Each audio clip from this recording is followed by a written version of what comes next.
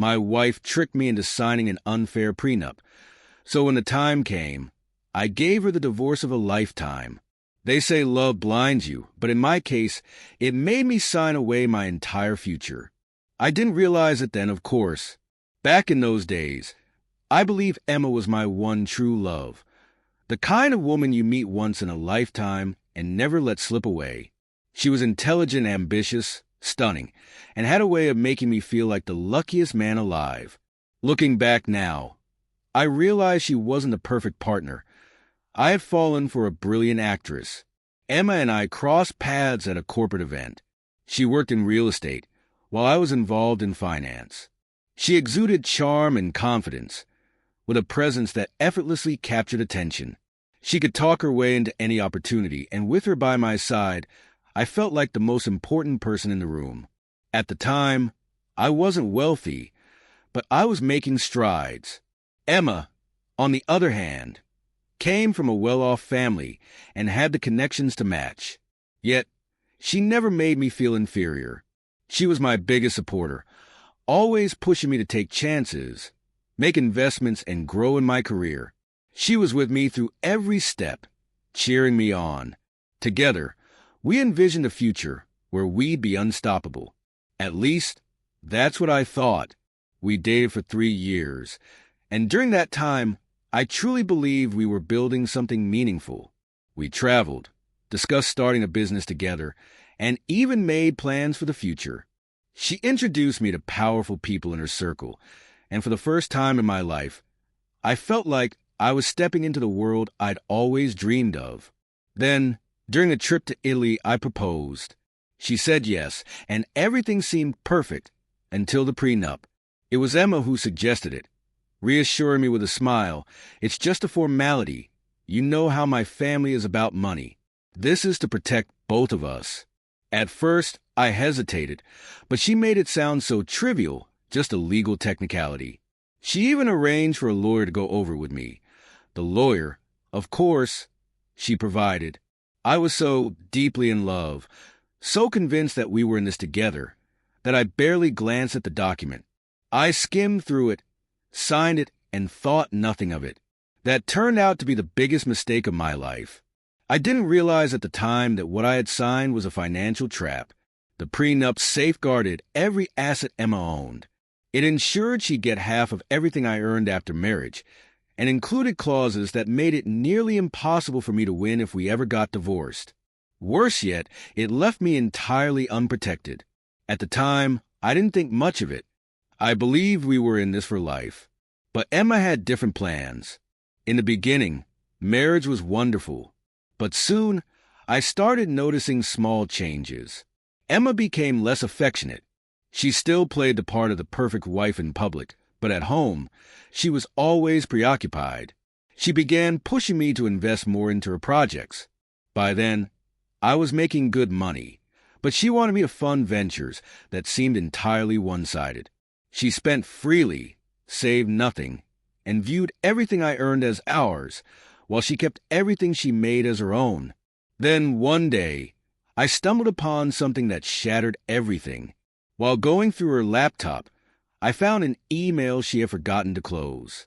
It was from a high-profile divorce attorney, one of the toughest in the city. She had been consulting with them for months. The email contained a detailed plan outlining how she would divorce me once I reached the peak of my success and walk away with everything. She had already prepared the court documents, waiting for the perfect moment to serve me. It wasn't just a marriage to her. It was an investment.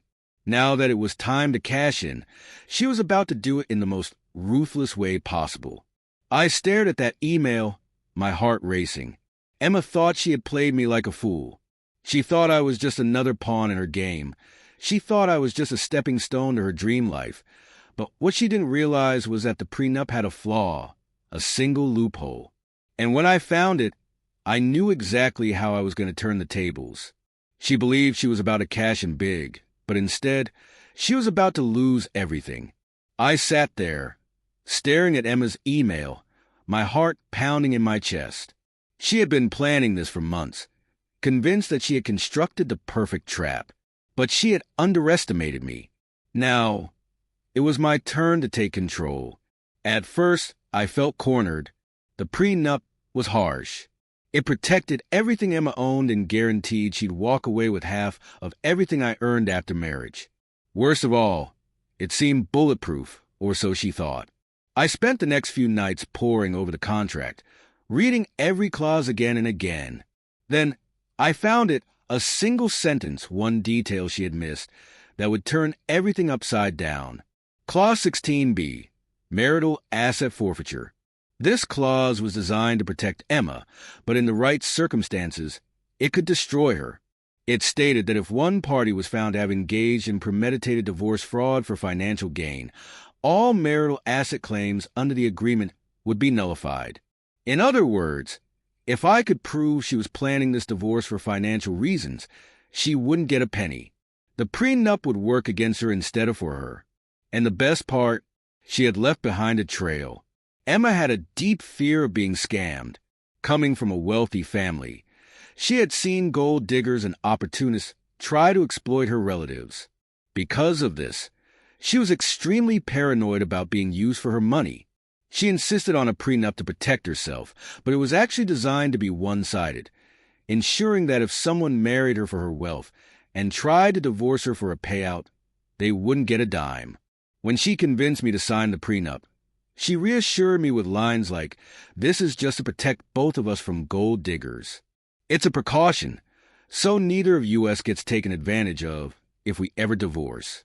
I want to make sure it's for the right reasons. At the time, it seemed reasonable. I wasn't planning to divorce her, so why would I care? The irony? Emma had become exactly what she feared. She was scamming me for money, and the very clause she created to protect herself was about to bring her down. Emma was clever, but she made one critical mistake. She left a paper trail of her betrayal. Emails between her and her lawyer discussing how to time the divorce for maximum profit. Bank statements showing money transfers into a personal account she never disclosed. Conversations with friends where she literally said, "Once the papers go through, I'm set for life." I copied everything, every file. As I dug deeper, I uncovered something even worse. Emma had been hiding money for months, not just from her own earnings, but from our shared accounts. She had been funneling funds from our joint investments into a personal account she had never disclosed. That was fraud. Legally, she had violated financial disclosure laws by trying to hide marital assets. And now, she had made herself vulnerable to a massive lawsuit. I wasn't just going to void the prenup. I was about to turn this divorce into her worst nightmare. The hardest part? Acting normal. Emma had no clue I knew what she was planning, so I played the part of the clueless husband. I agreed to every financial request she made, letting her believe she was still in control. I kept my distance just enough to make her think she was leading the divorce exactly where she wanted it to go. I even let her serve me the divorce papers first. Thinking she was in charge, she thought she was in control. Emma believed I was the fool, that she had already won.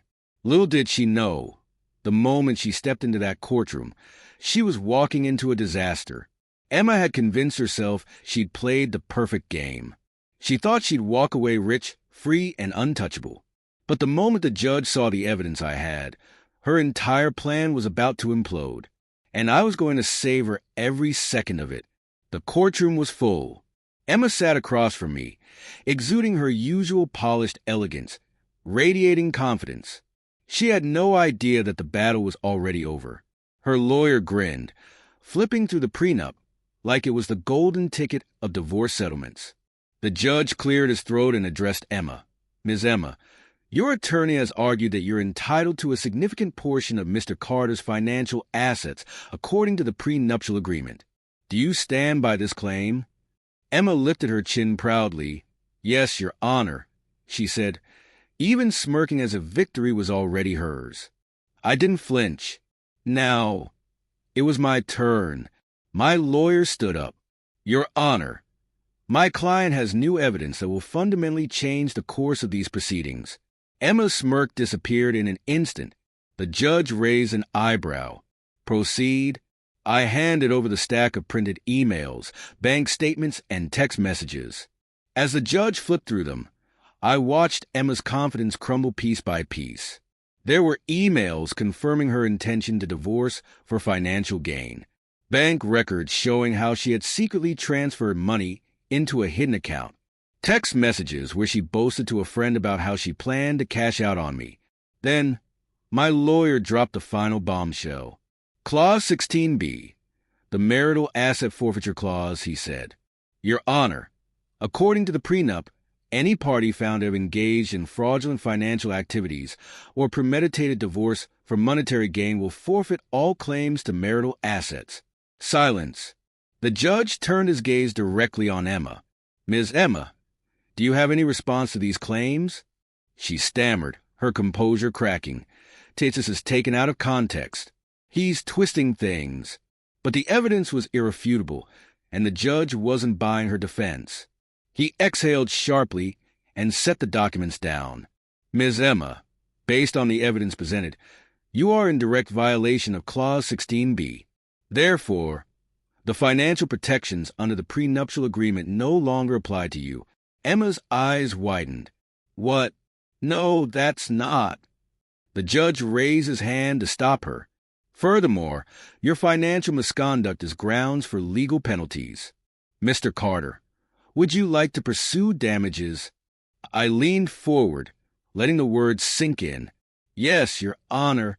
Emma lost it. She began shouting, accusing me of setting her up. She even turned on her lawyer, demanding they fix the situation, but there was no fixing it. The judge ruled that Emma would receive nothing from the divorce. She was now liable for legal damages and fines. She was under investigation for financial fraud. Her entire plan had collapsed in the most spectacular way imaginable. She was in total disbelief.